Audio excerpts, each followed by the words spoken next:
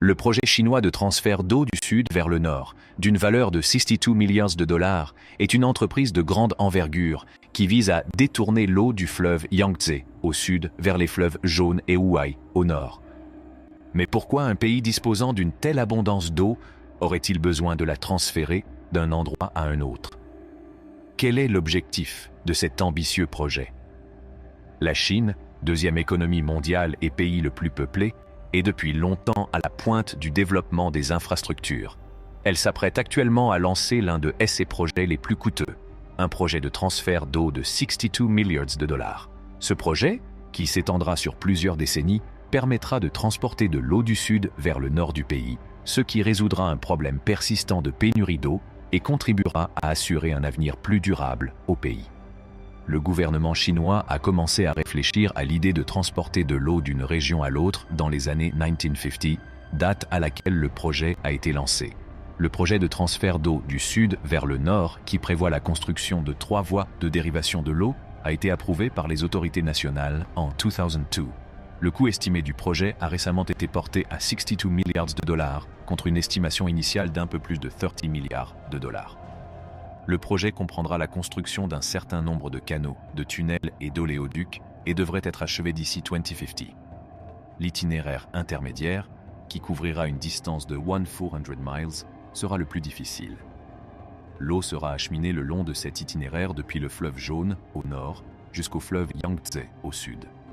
L'eau du Yangtze sera transférée vers d'autres fleuves du nord par les voies orientales et occidentales. Chacun des 3 grands axes du projet achemine l'eau du sud, plus pluvieux, vers le nord, plus sec.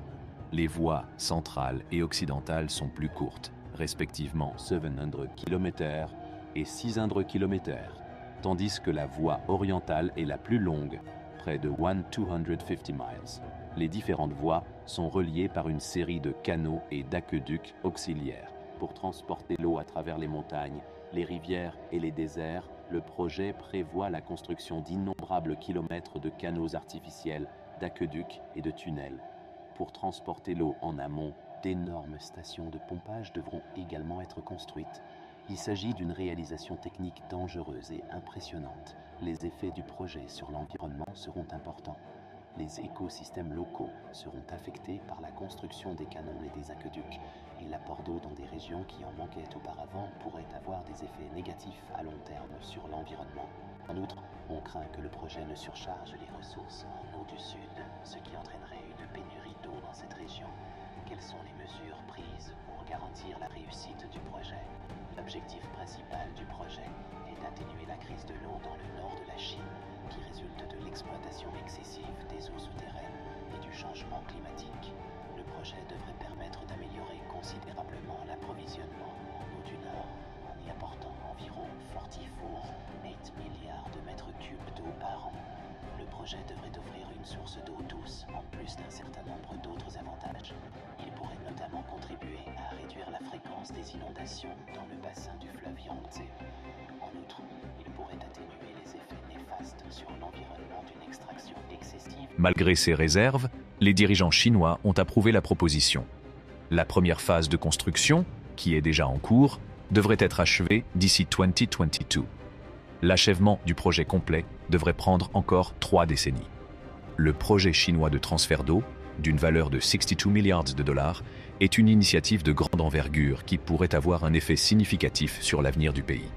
Il pourrait contribuer à résoudre les problèmes d'approvisionnement en eau du pays, à réduire les inondations et à renforcer l'économie. Il s'agit d'un engagement financier qui pourrait porter ses fruits pendant de nombreuses années. Pour répondre à ces besoins en eau, la Chine doit achever le projet. Le pays le plus peuplé du monde, la Chine voit la densité de sa population augmenter dans ces régions arides du Nord. Le projet apportera un approvisionnement en eau fiable à ces régions, ce qui est essentiel pour le développement de l'économie du pays. Le projet devrait être achevé d'ici 2050. Il s'agit d'un projet de grande envergure qui aura un impact négatif et positif important sur l'environnement. En tentant de transporter de l'eau sur de si grandes distances, la Chine prend un risque, et il sera intéressant d'observer si elle réussit. Depuis des millénaires, la vallée du fleuve Jaune joue un rôle important dans l'histoire, la croissance et la culture de la Chine. Elle est souvent considérée comme le berceau de la civilisation chinoise et a abrité la première dynastie, les Xia. En raison de sa propension aux inondations qui affectent gravement les villages situés à proximité, le fleuve Jaune est également connu sous le nom de fleuve de la douleur. Depuis la nuit des temps, il en est ainsi, mais les habitants ont continué à cultiver la terre malgré les dangers liés à la proximité du fleuve. La vallée du fleuve Jaune est plus fertile et mieux adaptée au développement des cultures que la région nord-ouest du pays. Grâce à son sol riche en nutriments et à son température tempérée, elle se prête parfaitement à la culture d'une grande variété de produits. Près de la moitié de la population du pays réside dans cette région densément peuplée. La vallée abrite les villes de Pékin, Tianjin et Shanghai, qui sont considérées comme quelques-uns que les effets possibles sur l'environnement, le coût élevé de la récupération et l'insuffisance des efforts de conservation de l'eau. La capacité de la région à maintenir ses richesses et sa population face à la pénurie croissante d'eau déterminera la viabilité à long terme de CS Initiative. Le projet de transfert d'eau Sud-Nord, qui constitue une entreprise technique gigantesque, vise à acheminer l'eau du sud de la Chine vers le nord aride. Pour acheminer l'eau vers les provinces septentrionales de Shandong, Hebei, Henan et Pékin, il comprend 3 routes principales, chacune allant du fleuve Yangtze au fleuve Jaune. Le projet sera le plus grand projet de transfert d'eau au monde, déplaçant 45 milliards de mètres cubes d'eau par an, selon les estimations. En plus de fournir de l'eau potable à plus de 2 millions de personnes et d'irriguer plus de 4 millions d'hectares de cultures, il devrait contribuer à réduire la désertification dans le nord de la Chine.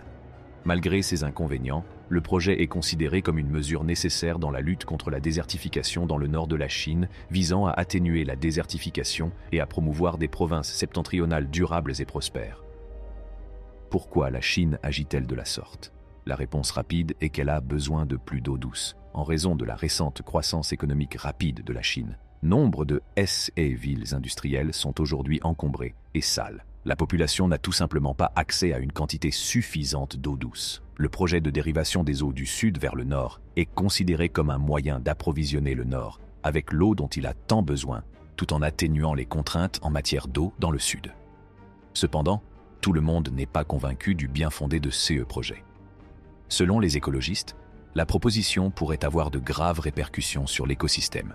Comme les canaux et les tunnels entraveront l'écoulement naturel des rivières, il pourrait y avoir des inondations dans certaines régions et des sécheresses dans d'autres. En outre, comme le projet traverse de nombreuses provinces, il pourrait avoir un impact significatif sur l'approvisionnement en eau de la Chine. Enfin, le projet est très coûteux. Il devrait coûter la somme astronomique de 62 milliards de dollars et prendre jusqu'à 10 ans pour être achevé. Reste à savoir s'il en vaudra la peine. L'ambitieux et controversé projet de détournement des eaux du sud vers le nord aura des effets importants sur l'environnement et la population de la Chine. Certains pensent qu'il fournira au nord l'eau dont il a tant besoin, tandis que d'autres s'inquiètent des répercussions financières et environnementales potentielles. Ce n'est qu'avec le temps que l'on saura si le projet sera couronné de succès ou non. Nous vous remercions de votre attention. N'oubliez pas d'aimer, de partager et de vous abonner à notre chaîne.